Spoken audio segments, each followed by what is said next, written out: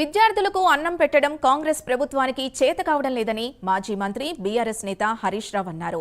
రేవంత్ సర్కార్లో అనేక మంది విద్యార్థులు అనారోగ్యం పాలవుతున్నారని ఆరోపించారు.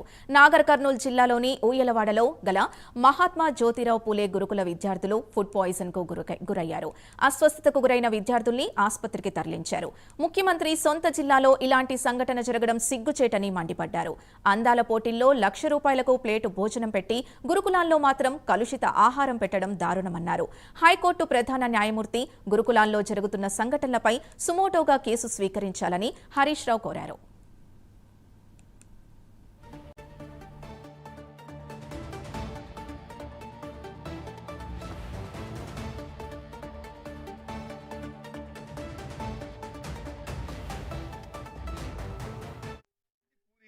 పెట్టింది అన్నం సాంబారు, ఆ సాంబార్లో పురుగులు వెళ్ళినాయి, నా బిడ్డ తినకుండా ప్లేట్ కింద పడేసింది సార్.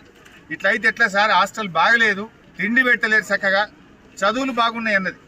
ఏమాట కామాట ఉన్న నిజం చెప్పాలి. చదువు బాగానే ఉంది కానీ తిండి చక్కగా లేదు, నీళ్లు రావడం లేదు, బాత్రూంలలోకి పోతే కక్కస్తున్నది, వామిటింగ్స్ వస్తుంది. ఎప్పుడైనా పోయి మేము చూడడానికి పోతే అసలు నిర్వహణ ఏమాత్రం బాగలేదు అని చెప్పి తల్లులు ఒకవైపు బాధపడుతున్నటువంటి పరిస్థితి ఉన్నది.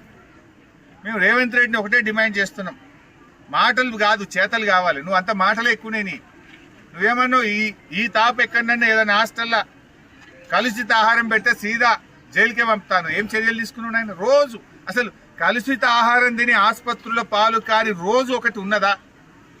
ఏ జిల్లానన్నా ఉన్నదా? ప్రతి జిల్లాలో ప్రతిరోజు యాన్నో కాడ 100 మంది పిల్లలు దవాఖానలో పడుతున్నారు. అరే ఈ అన్నం పెట్టే చేత కాదా? అంటే అధికారులు నీ మాట వింటలేరా? లేదా నీకే పిల్లలంటే పట్టి లేదా? ఏంది? నువ్వేమన్నావు? కలెక్టర్లు పోతారు, హాస్టళ్లలో పండుకుంటారు, కలెక్టర్లు దగ్గర హెడ్ క్వార్టర్స్ ఇది. నాగర్ కర్నూల్ హెడ్ క్వార్టర్ లో పక్కనే కలెక్టర్, ఈ పక్కనే మెడికల్ కాలేజ్. ఇక్కడ 111 మంది పిల్లలు ఆసుపత్రి పాలైంది. ఇది పూర్తిగా నిర్లక్ష్యం.